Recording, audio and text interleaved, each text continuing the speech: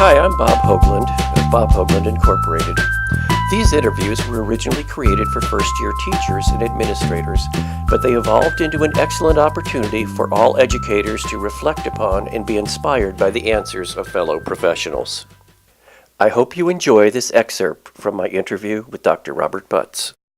And how would you say that, or what would you say from Choosing Excellence that was significant or one of the key points to you? How has it impacted you? Well, when I first went through Choosing Excellence, I was an assistant principal. Okay.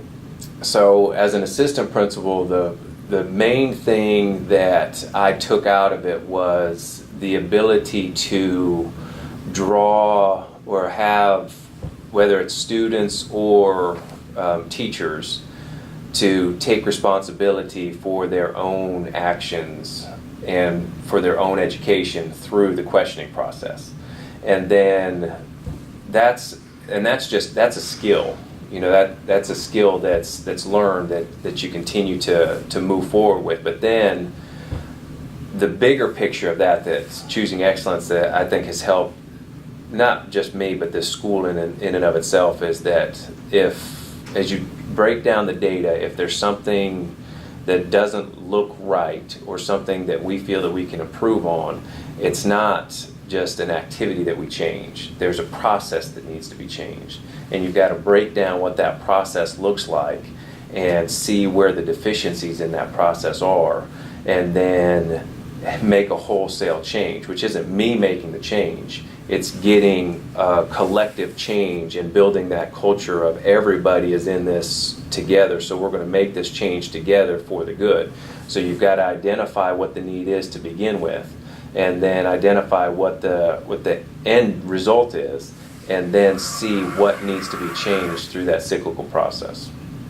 And so school-wide, what would you say is the biggest impact from people going through Choosing?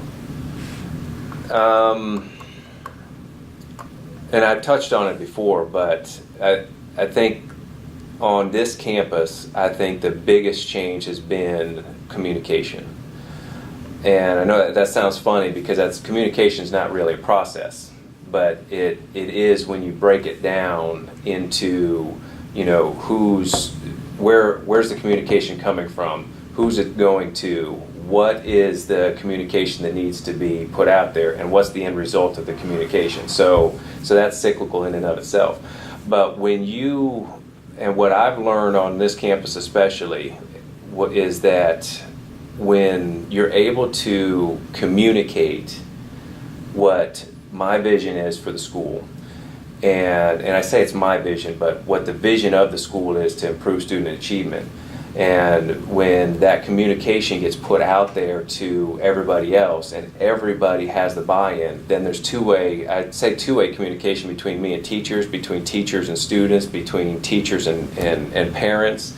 And when it's modeled from administration, then the teachers see that we're serious about it.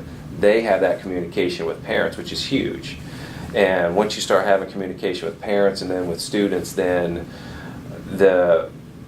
not only is discipline impacted, but the education as a whole on our campus is affected because now everybody has some type of a buy-in.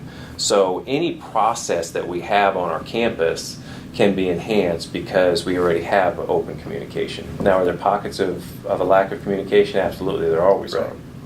But once communication is out there as a priority, then everybody has some type of a buy-in to it, and they feel that they can have input into whatever process needs to be changed and whatever procedure needs to be improved and whatever area of data needs to be changed or enhanced. So that's how I see us progressing through the process that we've been going through over the last several years.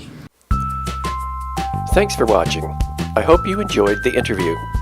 Let me help you get better results, have healthier relationships, and increased responsibility in your class, school, or district.